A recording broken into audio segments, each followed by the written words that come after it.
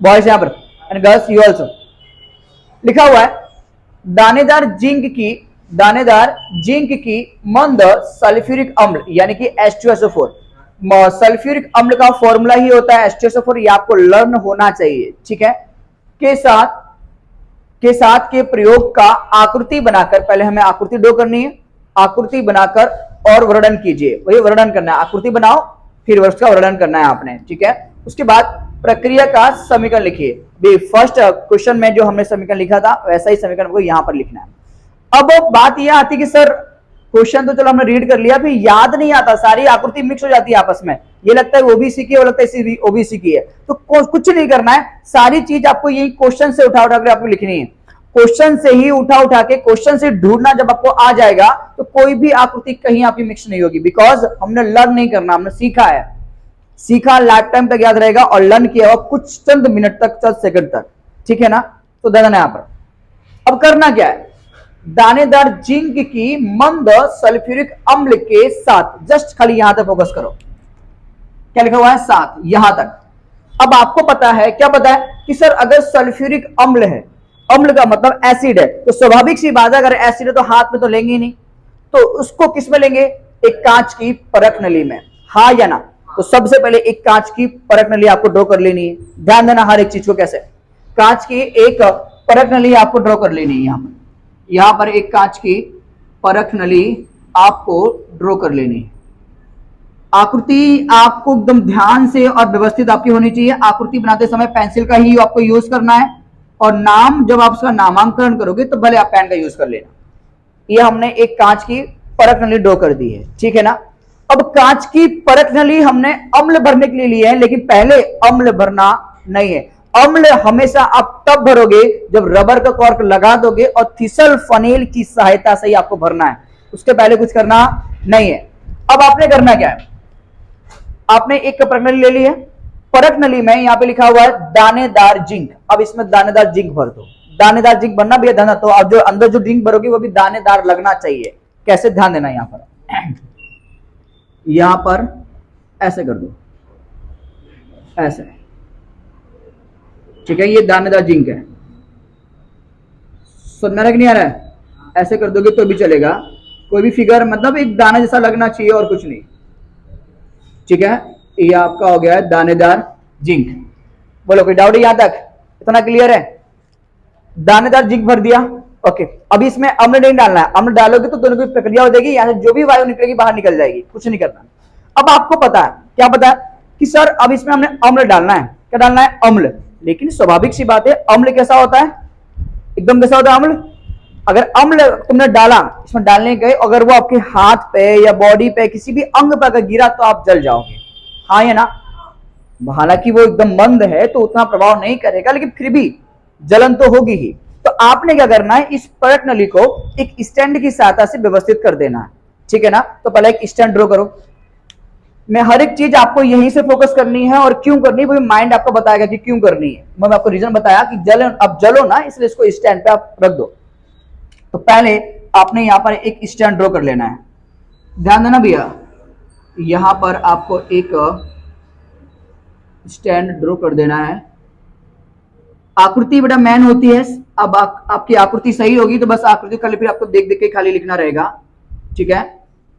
सो ध्यान देना यहां पर, खाली कुछ भी अगर थोड़ा सा भी अगर आपको डाउट हो जाए कि सर ये वाला स्टेप समझ में नहीं आया तो आपको पूछ लेना है, और जो यूट्यूब पर मुझे देख रहे हैं उनको यूट्यूब पर ही कमेंट करना है, तो मैं उनको वापिस से वो स्टेप समझाऊंगा, ठीक है। थोड़ी आकृति हो सकता है मेरी टेढ़ी मेढ़ी हो जाए, बिकॉज विदाउट स्केल और पेंसिल का यूज के बना रहा हूं, तो आप लोग थोड़ा एडजस्टमेंट कर लीजिएगा, ठीक है। इतना हो गया।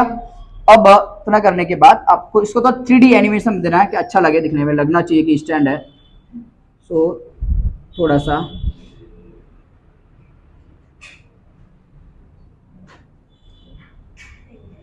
ठीक है, आई होप कि आपको थोड़ा अच्छा लग रहा होगा दिखने में, ओके। इतना क्लियर भैया, ये हमने भैया अपनी लगा दिया, और यहाँ पे लगा दो एक स्क्रू ताकि इसको आप टाइट और कर सको, इतना क्लियर बेटा, ये आपका हो गया, और यहां पर ऐसे, इतना क्लियर बेटा, कोई डाउट यहां तक, ओके। सेकंड चीज क्या, सेकंड चीज ये, हर एक चीज हम अपने मन से ड्रॉ नहीं करेंगे कि हमने रट के रखा है कि हमें याद है हमें तो ये लेना, नहीं, याद कुछ नहीं करना। कितना हो गया? अब उसके बाद क्या बोल रहा भैया जी कि सल्फ्यूरिक अम्ल भरना है।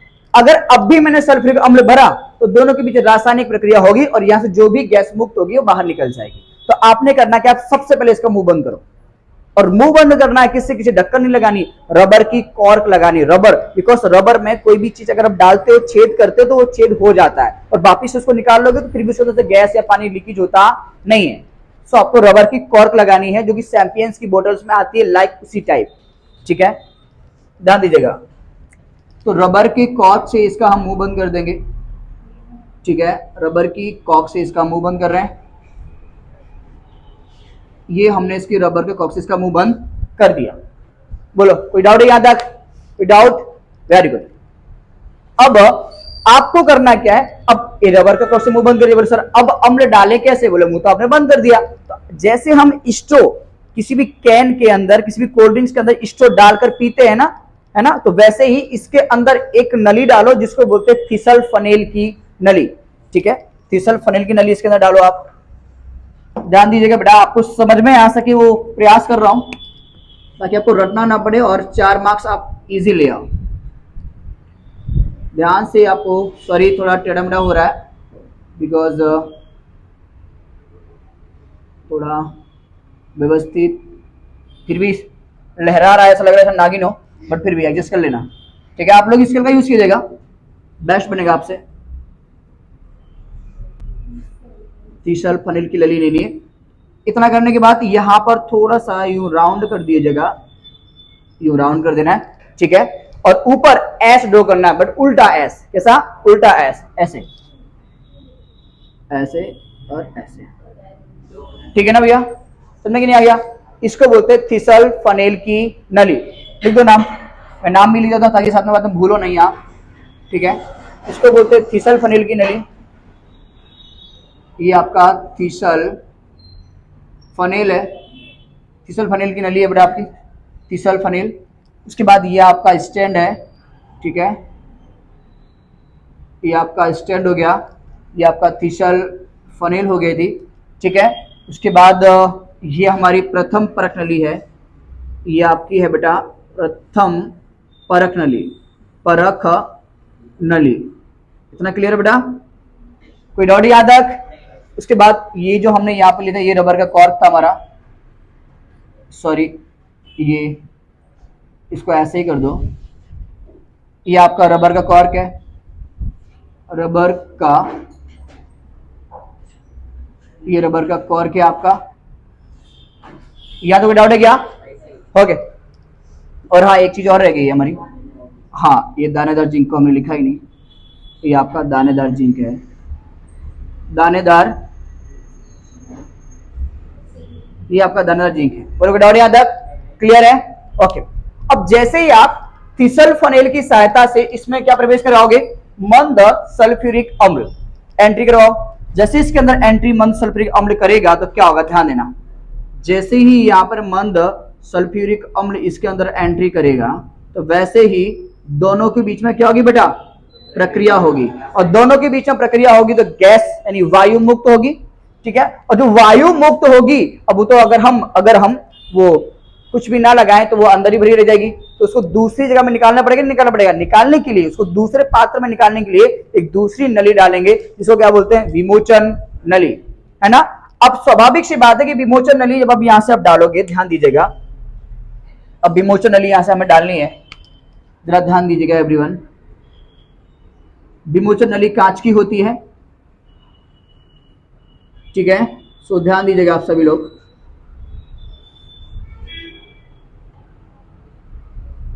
बहुत समझाने की कोशिश कर रहा हूं कि आपको समझ में आ जाए। ठीक है, विमोचन नली कांच की होती है। सो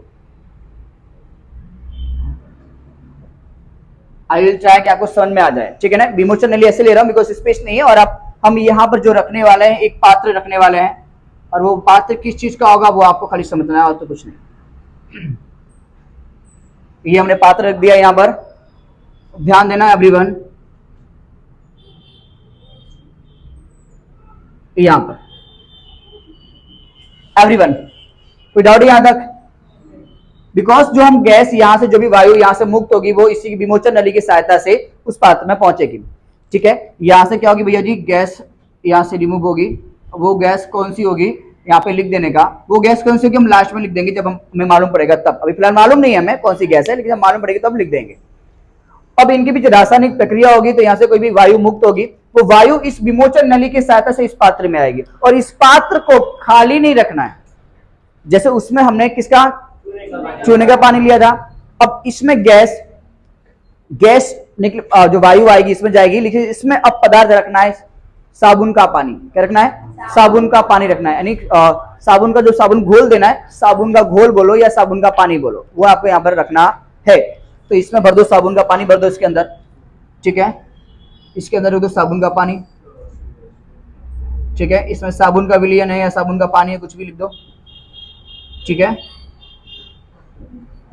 साबुन का विलयन या साबुन का पानी, कुछ भी XYZ आप बोल सकते हो इसके अंदर। ठीक है बेटा, यहाँ पे आपको लिख देना है साबुन के विलयन का पात्र। यहाँ पे लिख दो कि साबुन के विलयन का पात्र, साबुन के विलयन का पात्र, ये साबुन के विलयन का पात्र है। ठीक है, इसमें साबुन हमने भर के रखा हुआ है। और आपको पहले से पता है कि सर किसी भी साबुन का विलयन हो और उसमें कोई भी गैस जाती है तो क्या होता है, साबुन के बुलबुले बाहर निकलते हैं, हाँ या ना? किसी भी साबुन के विलयन में अगर आप फूंक भी मारते हो, अगर फूंक मारोगे तो हवा अंदर जाएगी, और हवा अंदर जाएगी तो बुलबुले निकलते हैं। क्या निकलते हैं, बुलबुले। तो जैसे ही इसमें से जो भी वायु मुक्त होगी, वायु इसके अंदर एंट्री करेगी, वैसे ही क्या होगा, इसमें से साबुन के बुलबुले बाहर निकलेंगे, साबुन के बुलबुले बाहर आएंगे। ठीक है ना? सो ध्यान देना, यहाँ पे आपको बुलबुले ड्रॉ कर देना है। यहाँ पे आपको बुलबुले ड्रॉ करने हैं। ठीक है ना? ये साबुन क्या बेटा, बुलबुले हैं। समझ में आ रहा है कि नहीं आ रहा है? अब इस साबुन के बुलबुलों के पास, साबुन के बुलबुलों के पास एक जलती हुई दिया सलाई, जलती हुई मोमबत्ती या जलती हुई अगरबत्ती, डजन कुछ भी ले जाओ, कुछ भी ले जाओ। तो हम जलती हुई क्या ले जाते हैं, मोमबत्ती ले जाते हैं। ठीक है, या दिया सलाई, कुछ भी XYZ, दिया सलाई करते हैं, थोड़ा ढंग से बन जाएगा। ठीक है, हाँ, एक दिया सलाई ले लेते हैं जो कि ढंग से बन जाएगी। एक जलती हुई दिया सलाई ले जाओ।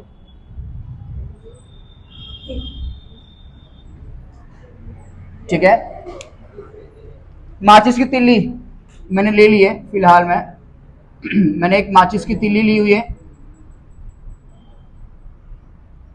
भैया आप चाहो तो मोमबत्ती भी ले सकते हो, आपकी कैपेसिटी पर डिपेंड करता है कि बना ले तो अच्छी बात है। मुझसे तो यही बनी तो मैंने ये बना दी है। ठीक है, अब जैसे ही आप जलती हुई दिया सलाई या जलती हुई माचिस की तिल्ली उसके पास ले जाओगे, वैसे ही जो साबुन के बुलबुले हैं ना, वो फट फट की आवाज के साथ फूटने लगेंगे, वैसे ही फटफट की आवाज के साथ फूटने लगेंगे। और जैसे ही फटफट की आवाज फूटे आएगी, सुनाई दे गई, जैसे ही फटफट की आवाज के साथ फूटे तो आपने तुरंत समझ जाना है कि निकलने वाली जो गैस है वो कौन सी है, हाइड्रोजन गैस है, यानी हाइड्रोजन वायु है। बिकॉज हाइड्रोजन ही एकमात्र ऐसी वायु है जो फटफट आवाज के साथ फूटती है। समझा कि नहीं? हाँ, इस हाइड्रोजन वायु का उपयोग हम aeroplane, sorry not aeroplane, missile वगैरह में, बम बनाने में, और जो दिवाली में जो आप लोग फटाखे फोड़ते हो उसमें सूखा ईंधन के रूप में भी इसका उपयोग किया जाता है। और रॉकेट जो मिसाइल जो लॉन्च होती है उसमें भी हाइड्रोजन सूखे पदार्थ के रूप में भरा जाता है। बोलो कोई प्रॉब्लम से? यहाँ पर खाली इसका नाम लिख दो, यहाँ पर एक बार खाली नाम क्या लिखोगे यहाँ पर, इसको यहाँ पर लिख दो, फटफट की आवाज के साथ। ठीक है, फूटना, फटफट की आवाज के साथ फूटना, फट फट की आवाज या ध्वनि, कुछ भी ले देता हूं, ध्वनि के साथ फूटना। इतना क्लियर कि नहीं क्लियर बेटा? हाँ है ना? और वो दिया सलाई हमने ऑलरेडी बना के ही रखी हुई है। ठीक है, और ये साबुन के बुलबुले थे बेटा। ठीक है, कोई डाउट है बेटा? ये साबुन के आपके बुलबुले, हाँ ये साबुन के बुलबुले, साबुन के बुलबुले, इन बुलबुलों के अंदर गैस भर जाती है, वो हाइड्रोजन गैस होती है, और वो जब फूटती है तो फटफट की आवाज करती है, जिससे हमें पता लग जाता है कि इनके अंदर जो वायु भरी हुई है वो सी हाइड्रोजन वायु है। बोलो कोई डाउट याद तक? पक्का? बोले सल्फ्यूरिक अम्ल का नाम लिखना बाकी है ऐसा। अच्छा ये ओके, हमें जो फटफट की जो आवाज आई उससे हमें समझ में आ गया कि कौन सी गैस निकल रही है भैया, हाइड्रोजन। तो आपको यहाँ पे जो गैस जो निकल रही है इसका नाम लिख दो कि H2 वायु। क्या लिख दो यहाँ पर? H2 वायु। H2 वायु मतलब हाइड्रोजन गैस है ये। कोई डाउट यहाँ तक? साबुन का पात्र हो गया। और ये जो हमने बाद में जो अम्ल भरा इसका नामकरण खाली बाकी रह गया, ये वाला जो हमने भरा था इसको बोलते हैं सल्फ्यूरिक अम्ल, यानी H2SO4 अम्ल। ठीक है बेटा, कोई डाउट है? ड्राइंग में फिगर में अगर कोई भी डाउट्स हो तो आपको कमेंट्स करना है और मुझे बताना है कि सर ये स्टेप समझ में नहीं आया, तो मैं आपको वापस से इस वीडियो बनाऊंगा और वापस से आपको समझाने की पूरा प्रयास करूंगा। और आप लोगों को कोई डाउट हो तो आपको अभी पूछ लेना है, ठीक है ना? चलो इसका स्क्रीनशॉट ले लो।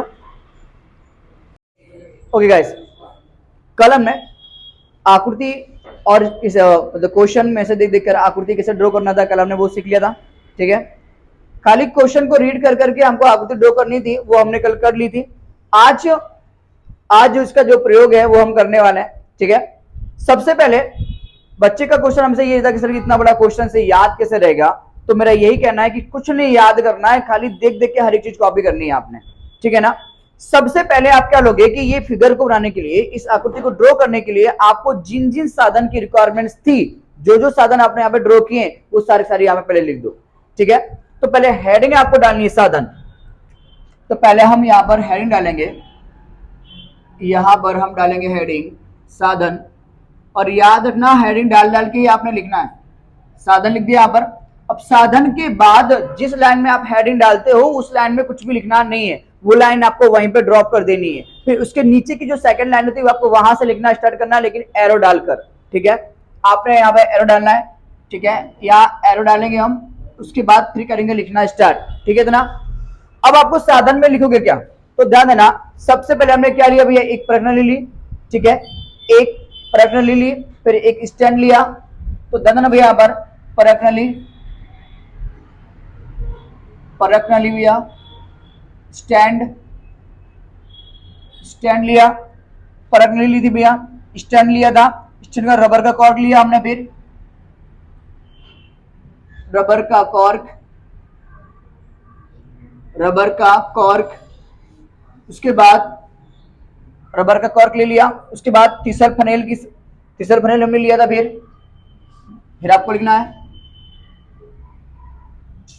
तीसर फनेल नली, उसके बाद तीसर फनेल नली के बाद उसका विमोचन नली लेनी है आपको। यहां पर आएगा आपका विमोचन नली आ जाएगी आपकी यहाँ पर। उसके बाद क्या आएगा भैया, उसके बाद आपका आएगा एक जलती हुई मोमबत्ती और एक साबुन का पात्र, प्रज्ञ स्टैंड, रबर का कॉर्क, फिसल फनेल नली, विमोचन नली। उसके बाद क्या आएगा बेटा, उसके बाद आएगा साबुन का पात्र, या उसको हम बीकर भी बोल सकते हैं। ठीक है, साबुन का पात्र, इन सारे से पहले लिख दो, बीकर लिख दो उसको कि बीकर। ठीक है, और क्वेश्चन में लिख दो साबुन का पात्र, साबुन के विलयन का पात्र, विलयन का पात्र। ठीक है बेटा, कोई डाउट नहीं ना? ओके, उसके बाद और एक क्या लिया हमने, मोमबत्ती, जलती हुई मोमबत्ती, जलती हुई मोमबत्ती, जलती हुई मोमबत्ती। ये सारे आपके क्या हो गए, साधन हो गए। सारी चीजें आगे गई, बाकी नहीं ना। स्टैंड हमने ले लिया, प्रज्ञ हमने ले ली, तीसर में हमने लिख दिया है, विमोचन नली भी हमने लिख दिया है। ठीक है, उसके बाद साबुन का पात्र भी लिख दिया है हमने, उसके बाद एक मोमबत्ती भी लिख दी है हमने। ठीक है, आई होप हमने सारी चीजें इसमें लिख दी है। साधन में जितनी भी चीजें आनी चाहिए थी हमने सारी हमने नोट डाउन कर दी है। ठीक है ना? अब लिक्विड चीजें, लिक्विड का मतलब जो रसायन हमने लिया है वो रसायन को कहते हैं पदार्थ। क्या कहते हैं? पदार्थ। अब आपको हेडिंग डालना है और लिखना है पदार्थ, ठीक है। हेडिंग अलग पेन से डालिएगा, ठीक है। अब यहां पर लिखिएगा पदार्थ, ये हो गया आपका पदार्थ, ठीक है। अब सेकंड लाइन में आपने पदार्थ के नाम लिखने हैं, सेकंड लाइन में आपको पदार्थ के नाम लिखने हैं। पदार्थ में हमने क्या लिया है, पदार्थ में हमने लिया अपना दानेदार जिंक लिया है और मंद H2SO4 अम्ल लिया है, यानी कि मंद सल्फ्यूरिक अम्ल लिया है, और इधर इधर साबुन का विलयन लिया है। बस 3 चीजें हमने ली हैं, ठीक है। वो आपको चीजों के नाम यहाँ पे लिख देना है। पहला लिया हमने दानेदार जिंक, यहां लिखना है आपको दानेदार जिंक, ठीक है बेटा, दानेदार जिंक हो गया आपका। उसके बाद क्या आएगा बेटा, मंद H2SO4, मंद H2SO4 अम्ल, ठीक है बेटा। उसके बाद क्या लिया, साबुन का विलयन, और साबुन का विलयन और साबुन का विलयन, इतनी चीजें हमने ले रखी पदार्थ में। बोलो यहां तो कोई डाउट है क्या आपको गाइस, बॉयज आपको? ओके बोलिए। साबुन का बुलबुले नहीं, साबुन के बुलबुले उसमें से निकले हैं, वो हमने लिया नहीं था, ठीक है ना। हमने साबुन का विलयन खाली भरा है, यानी कि साबुन का विलयन क्यों बोल रहे हैं, बिकॉज साबुन लिया, साबुन को पानी में मिलाया, तो दो चीज आपस में जब मिलती हैं और जो नया पदार्थ बनता है उसको कहते हैं विलयन। क्या कहते हैं, विलयन। इसलिए विलयन बोल रहा हूं मैं इसको, विलयन इसलिए बोल रहा हूं क्योंकि साबुन लिया, फिर साबुन को पानी में ऐड किया, एक साबुन और एक पानी, और दो चीज जब आपस में मिली और जो नया पदार्थ बना उसको क्या बोलते हैं, विलयन। इसलिए इसको बोल रहा हूं साबुन का विलयन। और ये बुलबुले हमने लिए नहीं थे, वो तो बाद में क्रिएट हुए हैं, ठीक है ना। जिसे तो हमने अभी हाइड्रोजन गैस भी नहीं लिखी है, तो बाद में क्रिएट होगी ना वो तो, ठीक है। इतना हो गया कि नहीं आ गया, कोई डाउट है यहां तक? ओके, अब लिखेंगे पदार्थ का वर्णन। वर्णन का मतलब ये है कि ये सब सेटअप फिक्सअप करने के बाद हुआ क्या, इनके साथ हुआ क्या, तो लिखना है प्रयोग का वर्णन। तो यहां पर आपको लिखना है प्रयोग का वर्णन, हेडिंग डाल देंगे हम यहां पर, प्रयोग का वर्णन, ठीक है। 4 मार्क्स का क्वेश्चन है, खाली मैन आपकी आकृति होती है, फिगर होता है, मैन आपकी आकृति है, फिगर है। जितना अच्छे से आप इसको ड्रॉ करोगे, जितने नीट और क्लीन, कोशिश करना है कि एकदम साफ सुथरा आपका फिगर रहे, और बाकी जो आप लिखोगे हेडिंग वाइज एकदम फुल में से फुल मार्क्स आपको मिलने वाला है, कहीं भी कोई नंबर कटेगा नहीं, बिकॉज देने वालों को भी सुविधा रहेगी, वो भी देखेगा कि इसका इतना मार्क्स, इसका इतना मार्क्स, इसका इतना, इसका इतना, इसका इतना, इसका इतना, सारा टोटल पूरा मार्क्स मिल जाएगा आपको, बिकॉज उसके भी माइंड में क्लीन रहेगा कि भैया मैंने सही नंबर दिए। कोई भी पूछेगा तो बोल पाएगा सर मैंने यहाँ दिया, इतना दिया, इतना दिया। लेकिन आप एक कोई हेडिंग डाल के लिखोगे ही नहीं, एक निबंध के जैसा लिख दोगे, फिर तो निबंध में नंबर कटते ही भैया, ठीक है ना। तो याद रखना, साइंस है बहुत अच्छा है, खाली समझ अपनी थिंकिंग से खाली आपको लिखना रहता है, और हाई से हाई मार्क्स आप स्कोर कर सकते हो, ठीक है ना। ओके, अब आगे प्रयोग का वर्णन हो गया, हेडिंग हमने डाल दी है। अब आपको जिस लाइन में हेडिंग डाली उस लाइन को ड्रॉप कर देना, वहां पे कुछ लिखना नहीं है आपको, जैसा बता रहा हूं बोर्ड के एग्जाम में कॉपी पेस्ट ऐसा ही लिखना है आपको, ठीक है। उसके बाद यहां पर डालो एरो। अब आपको लिखना क्या है कि सर्वप्रथम हमने क्या किया, ध्यान देना भैया, सर्वप्रथम एक परख नली लेकर उसमें दानेदार जिंक को भरकर एक स्टैंड की सहायता से व्यवस्थित किया। वंस अगेन आई रिपीट, सर्वप्रथम एक परख नली लेकर उसमें दानेदार जिंक को लेकर एक स्टैंड की सहायता से व्यवस्थित किया, ठीक है। सर्वप्रथम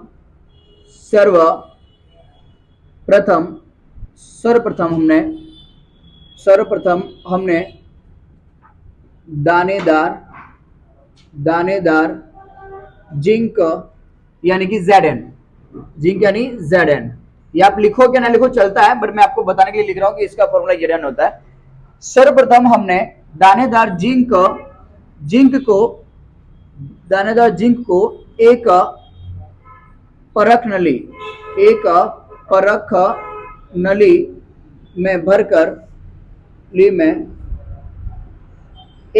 नली में भरकर स्टैंड की सहायता से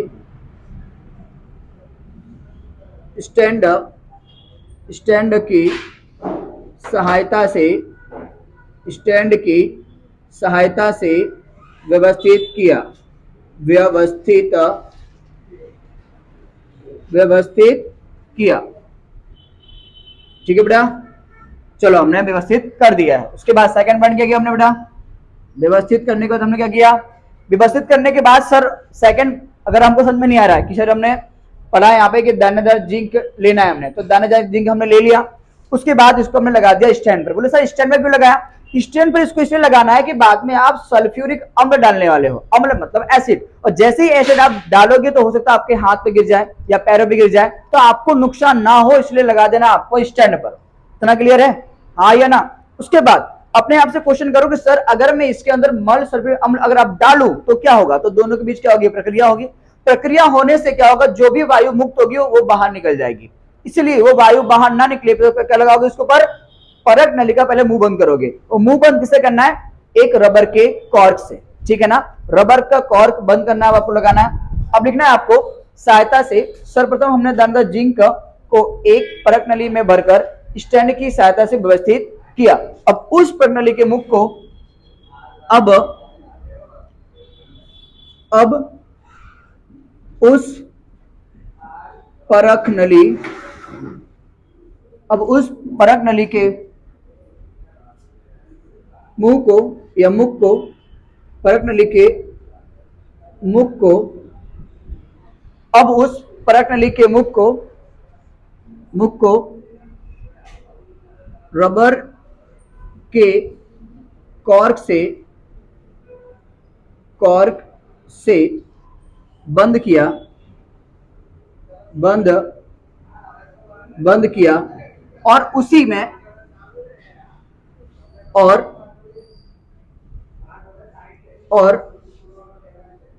बंद किया और उसी में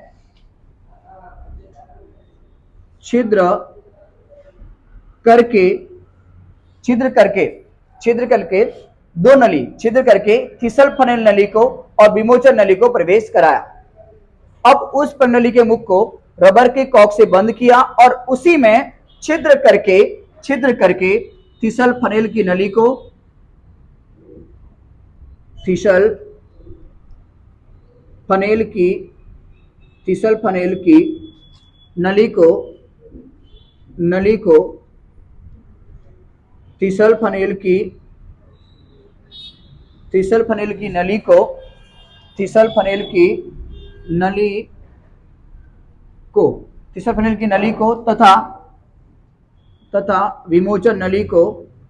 तथा विमोचन नली को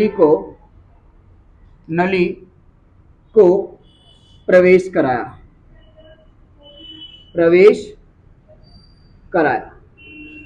अब आप लोग ये बोलोगे सर कि चलो रबर का कॉर्क क्यों लगाया वो समझ में आया, आपने थिसल फनेल की नली और विमोचन नली को प्रवेश क्यों करवाया, तो भैया सिंपल सी बात है कि हमने रबर का कॉर्क लगा दिया, अब हमें क्या भरना है, अम्ल भरना है, तो अम्ल भरेंगे कैसे, बिकॉज मुंह तो हमने बंद कर दिया है, तो आपने थिसल फनेल की नली इसमें लगा देनी है, यानी प्रवेश करा देना है, तो जिसकी सहायता से आप अम्ल भर पाओगे।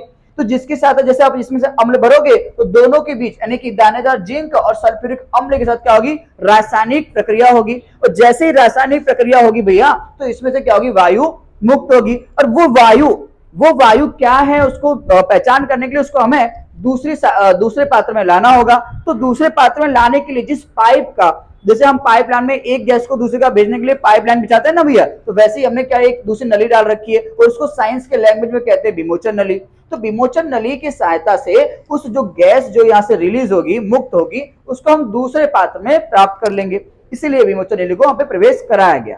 ठीक है ना भैया, हाँ या ना, ओके। यहां तक कोई डाउट है तो बोलो भैया, क्लियर है। अब आप क्या लिखोगे, अब विमोचन नली को प्रवेश कराया, अब आपको लिखना है कि अब थिसल फनेल की सहायता से आप परत नली में मंद H2SO अम्ल को प्रवेश कराया जाता है, जिससे दोनों के बीच रासायनिक प्रक्रिया होकर वायु मुक्त होती है। वो कौन सी होती है वो अभी लिखना नहीं है, इतना क्लियर है भैया। आई होप कि इतना इसमें लिखते हैं, ठीक है। अभी स्पेस हमारे पास है नहीं, क्लियर है। सो आप इसका एक स्क्रीनशॉट डालो, इसका आप स्क्रीनशॉट डालो, बाद में फिर इसको मैं इरेज कर देता हूँ ये वाला हिस्सा, ठीक है। ये वाला हिस्सा इसको इरेज करते हैं, जो लिखा हमने साधन पदार्थ जो प्रयोग लिखा है इसको हम इरेज कर देते हैं, ठीक है। और उसके बाद फिर हम वापस से यही लिखेंगे, ठीक है। और वो आकृति वहां रहने देता है ऐसी की ऐसी। अब इसका एक स्क्रीनशॉट ले लेना, ठीक है, ओके। आई होप कि आपने स्क्रीनशॉट ले लिया होगा। अब आगे ये वापिस से इसको इरेज कर देते हैं यहाँ पे, ठीक है, ध्यान देना यहां पर। अब आगे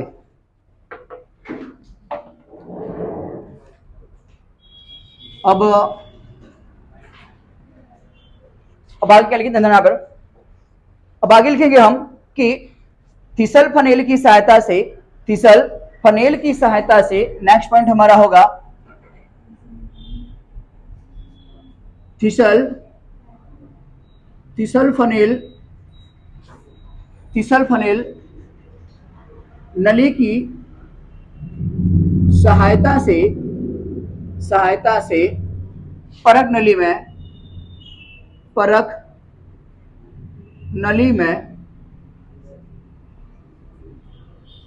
में सहायता से परख नली में मंद, बोलिए, हाँ, थिसल फनेल नली की सहायता से लिखा तो है, अच्छा ओके, ये शो नहीं हो रहा है, ओके कोई बात नहीं, जस्ट वेट,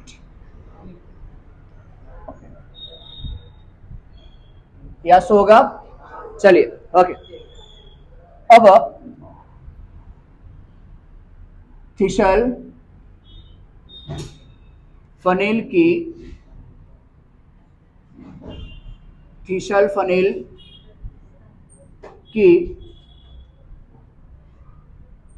सहायता से, अब देख रहे हैं आप, थिसल फनेल की सहायता से परख नली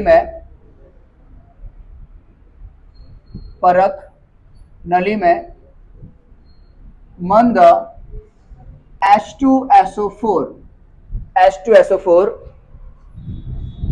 को प्रवेश कराया जाता है, ठीक है। ये आपका जो मैंने लिखा है यहाँ पर मंद H2SO4, ये मंद H2SO और कुछ नहीं है, यही आपका मंद सल्फ्यूरिक अम्ल है। क्या भैया जी, आपका ये मंद सल्फ्यूरिक अम्ल है, इसी को H2SO4 कहते हैं, ठीक है।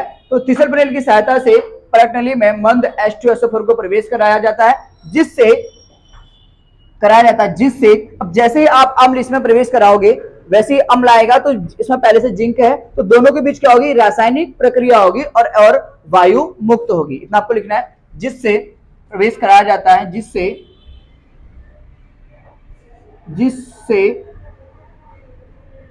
दोनों के बीच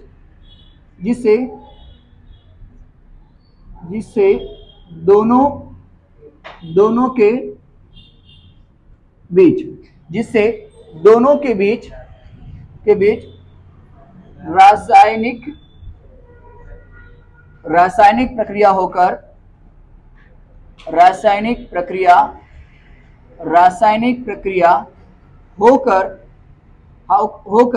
वायु मुक्त होती है,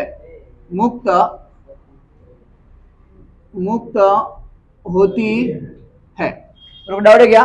दोनों के बीच मैंने लिखा है यहाँ पर, दोनों के बीच का मतलब ये है कि इसमें जिंक तो पहले से था ही, और दूसरा आपने क्या डाल दिया, मंद H2SO डाल, तो इन दोनों के बीच क्या होगी, प्रक्रिया होगी, और प्रक्रिया होने से क्या होगा भैया, वायु मुक्त होती है, और उस वायु को विमोचन नली की सहायता से वायु मुक्त होती है। इस वायु को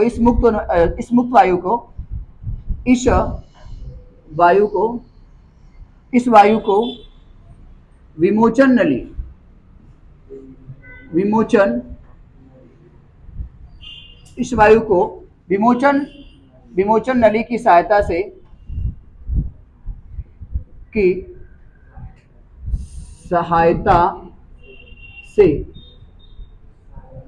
विमोचन नली की सहायता से पास में रखे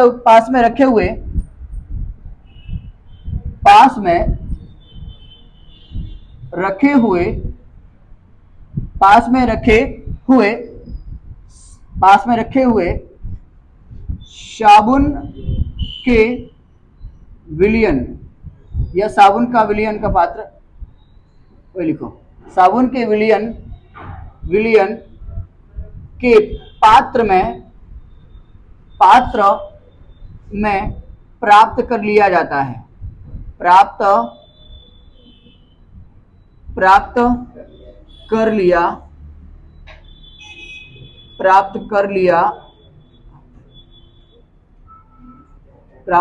लिया जाता है। ठीक है बेटा, कोई डाउट है यहां तक? अब जो इन दोनों के बीच जो रासायनिक प्रक्रिया होगी उससे जो भी वायु उत्पन्न होगी उसको हम विमोचन नली की सहायता से पास में रखे हुए साबुन के विलयन के पात्र में प्राप्त कर लिया जाता है, जिससे साबुन के बुलबुले उत्पन्न होते हैं,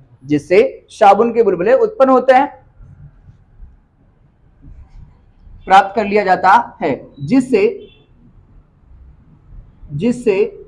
पात्र में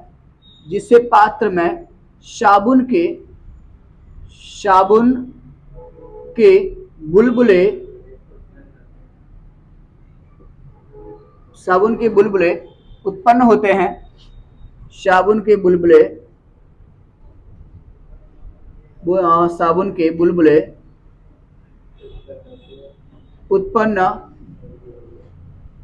उत्पन्न होते हैं, साबुन के बुलबुले उत्पन्न होते, जिससे पात्र में साबुन के बुलबुले उत्पन्न होते हैं। इन बुलबुलों के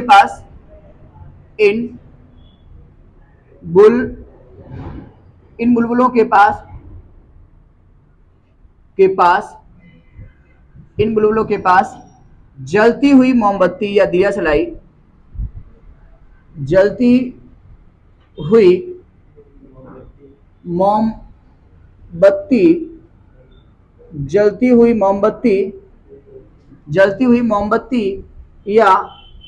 या दिया सलाई को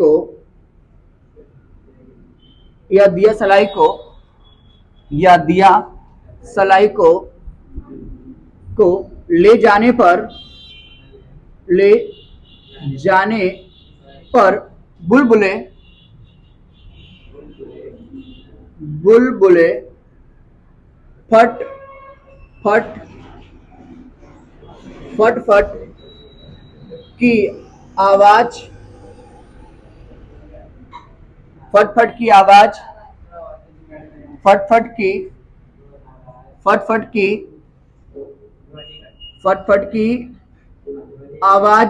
की आवाज के साथ फूटने लगते हैं।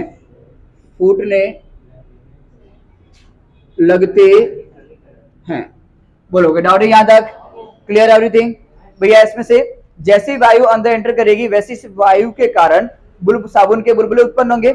उन साबुन के बुलबुले के पास अब जलती हुई मोमबत्ती या जलती हुई दिया सलाई जैसे ही ले जाओगे वो बुलबुले फट की आवाज के साथ फूटने लगेंगे। ठीक है, अब इससे क्या निर्णय निकलता है, इससे क्या रिजल्ट आया, क्या निर्णय निकलता है, वो अभी हम लिखेंगे इसके नेक्स्ट में। तो आप तब तक इसका एक स्क्रीनशॉट ले लो। ठीक है, और अब नेक्स्ट खाली निर्णय बाकी इसका और समीकरण बाकी है। ठीक है, निर्णय और समीकरण खाली। ठीक है, चलो आई होप कि आपने स्क्रीनशॉट ले लिया होगा इसका। ठीक है, अब खाली आपको क्या लिखना है, यहाँ पे उसका रिजल्ट लिखना है, निर्णय लिखना है आपको यहाँ पर। ध्यान, मैन हमारी आकृति है इसलिए मैं आकृति की रेस नहीं कर रहा हूं बिकॉज उसको देख देख के लिखना था मैं। अब बाकी हालांकि सारा काम हो चुका है हमारे पास। ठीक है, सो ध्यान देना, अब खाली आपको क्या लिखना है, रिजल्ट, इसका निर्णय लिखना है आपको कि निर्णय क्या आया। ठीक है, यहाँ पे हम लिखेंगे निर्णय, खाली निर्णय हमारा बाकी रह गया, बाकी सब हमारे कंप्लीट कर चुका है हमने। अब यहाँ पे डालेंगे हेडिंग निर्णय। आई होप कि आपको दिख रहा होगा। ठीक है, ये निर्णय है हमारा। अब यहाँ पे हम लिखेंगे हमारा निर्णय। निर्णय क्या हुआ भैया जी, देखना है।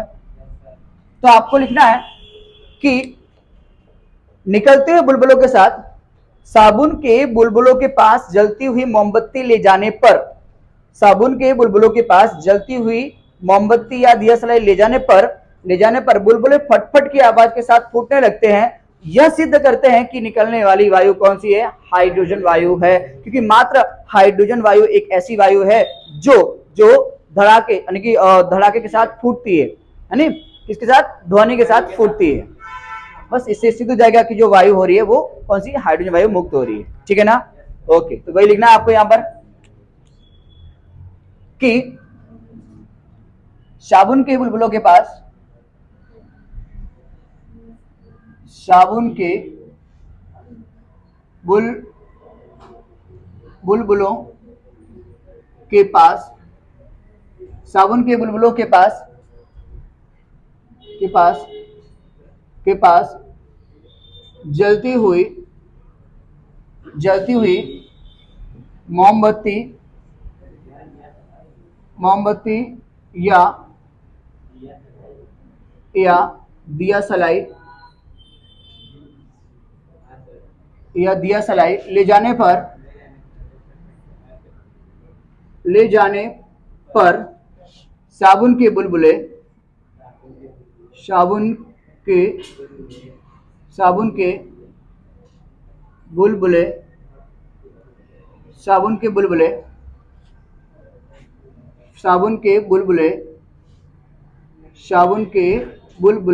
फट फट की आवाज के साथ फूटने लगते हैं,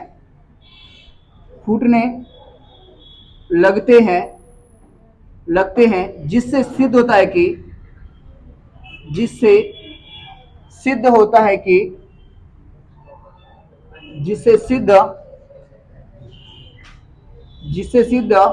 होता है कि मुक्त होने वाली वायु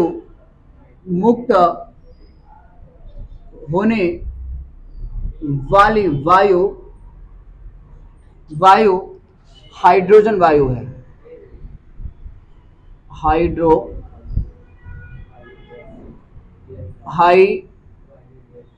हाइड्रोजन यानी कि H2, हाइड्रोजन वायु है। बोलो, कोई डाउट याद तक? Clear everything? एकदम पक्का है? चलिए, योग्य निर्णय तक कोई डाउट तो बोलो भैया। एकदम पक्का? क्लियर है? ओके, इतना तक हो गया। अब आपको क्या लिखना है इसका? रासायनिक समीकरण। बहुत ही सिंपल है वो तो, हेडिंग डाल दो रासायनिक समीकरण। या लिखेंगे हम रासायनिक समीकरण, हमें लिखना है यहाँ पर रासायनिक समीकरण। अब यहाँ पर लिखने वाले हैं रासायनिक समीकरण। रासायनिक समीकरण बहुत ही सिंपल है, आपने जो जो किया है खाली उसका शॉर्टकट फॉर्म है। तो यहाँ पर खाली ध्यान देना आप सभी लोग, ठीक है? इसमें लिखना क्या आपको? सबसे पहले हमने क्या लिया? दानेदार जिंक लिया हुआ है। क्या लिया हुआ? दानेदार जिंक। ओनली फॉर जिंक लिया हमने, और कुछ लिया नहीं है। तो आपको यहाँ पर लिख देना है ZN, Z और ये N, जिंक ले लिया। अब जिंक में हमने क्या मिलाया? मंद H2SO4। दानेदार जिंक में हमने मिलाया है मंद सल्फ्यूरिक अम्ल, यानी H2SO4। मंद सल्फ्यूरिक अम्ल का सूत्र होता है, फॉर्मूला होता है H2SO4। ये आपको याद होना चाहिए। तो यहाँ पे लिखना है आपको H2SO4। इतना क्लियर बेटा? अब जिंक में H2SO4 को मिलाया है। क्या क्या मिलाया है? इसलिए क्या लिखोगे बीच में? प्लस लिखोगे। अब जैसे ही मिलाओगे दोनों के बीच क्या होगी? रासायनिक प्रक्रिया होगी। तो प्रक्रिया के क्या लिखते हैं? हमें गिब्स करते हैं। तो यहाँ पे कर दो गिब्स। ठीक है बेटा? कोई डाउट यहाँ तक? ओके, आपको पता है कि Zn क्या भैया जी? प्लस या माइनस? प्लस है। अगर Zn प्लस है तो Zn को वहां जाने के लिए, प्रक्रिया करने के लिए माइनस चाहिए होगा। तो माइनस यहाँ पे कौन होगा? SO4, बिकॉज पहला प्लस होता है, दूसरा माइनस। तो जिंक प्लस है और SO4 क्या माइनस है, तो दोनों को ले लो, जिंक सरबेट। जिंक यहां से निकलेगा तो माइनस को लेके निकलेगा। माइनस में कौन है? SO4, तो हो जाएगा जिंक SO4। बोलो कोई डाउट यहां तक? एकदम बैलेंसेबल प्रक्रिया भैया। जिंक ने SO4 को लेकर चला गया, खाली क्या बचा? H2। तो शांति से यहां प्लस करके लिख दो H2, बस, कुछ करने की जरूरत ही नहीं है। हाँ या ना? और अगर मैंने कहता हूं कि बैलेंस करना है तो ऑलरेडी प्रक्रिया बैलेंसेबल ही है। बिकॉज क्यों बैलेंसेबल है? क्योंकि Zn यहाँ पे अकेला है, तो बैलेंस करने की जरूरत नहीं है। और यहाँ पर अगर हम देखें H2SO4 को, तो भैया सल्फेट होता है -2, H होता है +1 और SO4 होता है -2। तो इसका 2 तो पहले से यहाँ पे लगा हुआ ही है, और 1 हम लिखते नहीं है, यानी ये भी बैलेंसेबल ही है। और यहाँ पे बात करें तो Zn होता है +2 और SO4 होता है -2, तो 2 से 2 क्या जाएगा? कैंसिल। तो ये भी बैलेंसेबल है। और H2 ये अकेला है, ठीक है ना? और अकेले को बैलेंस करते नहीं है। अब आप अगर बात कर ले अनुभार की, वजन की बात कर ले, कितने कितने हैं? तो पहले हाइड्रोजन देखते हैं, वो 2 है, यहाँ पे भी 2 है। फिर ऑक्सीजन देखते हैं भैया, तो ऑक्सीजन यहाँ पे कितने 4 है और यहाँ पे भी 4 है। हाइड्रोजन ऑक्सीजन बैलेंस हो गया। अब प्लस में कौन भैया Zn, एक बार Zn एक बार, है ना, और हाइड्रोजन तो बैलेंस कर ही चुके हैं। अब बात करते हैं माइनस की, माइनस में आता है SO4, तो SO4 एक बार है, SO4 एक बार है, बैलेंस है कि नहीं है। अब इतने में ही आपसे एक गलती हो जाती है, जो क्या जल्दी में, बस भैया इसका आप लोग नामकरण नहीं करते। नामकरण कर दो ताकि सामने वाले को कहीं भी नंबर काटने की मौका ना मिले, वो कहीं से भी आपका नंबर ना काट पाए, ठीक है ना। तो लिख दो खाली नामकरण, बिकॉज इतनी मेहनत करने के बाद आपका नंबर कट जाए तो यार फिर तो मामूली से काम के लिए, तो शांति से धैर्य रखकर इसके नामांकन से कर दो। यहाँ पर आप लोग तो यहाँ पे लिख दो, खाली इसका नाम लिखना है, जिंक लिख दो, यहाँ पे जिंक लिख दीजिए। यहाँ पे लिख दीजिए सल्फ्यूरिक अम्ल, मंद, खाली चलो सल्फ्यूरिक लिख दो, सल्फ्यूरिक अम्ल हो गया भैया। यहाँ पे जिंक सल्फेट, यहाँ पे होगा जिंक SO4 यानी सल्फेट, जिंक सल्फेट, ये हो गया। और ये भैया हाइड्रोजन वायु, यहाँ पे लिख दो हाइड्रोजन वायु। बोलो कोई डाउट है क्या बॉयज आप लोग को, गर्ल्स?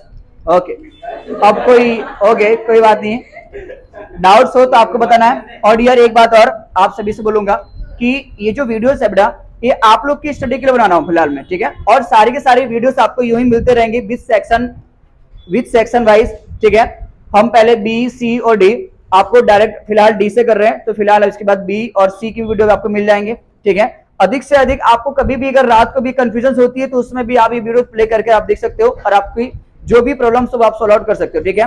और इन केस अगर फिर भी लगता है कि सर समस्या अभी भी है, तो आपको मुझे कमेंट्स करना है, ठीक है, और बोलना है कि सर ये समझ में नहीं आ रहा है, तो मैं उस पर बेहतरीन पहले से और भी अच्छा करने की कोशिश करूंगा, ठीक है ना।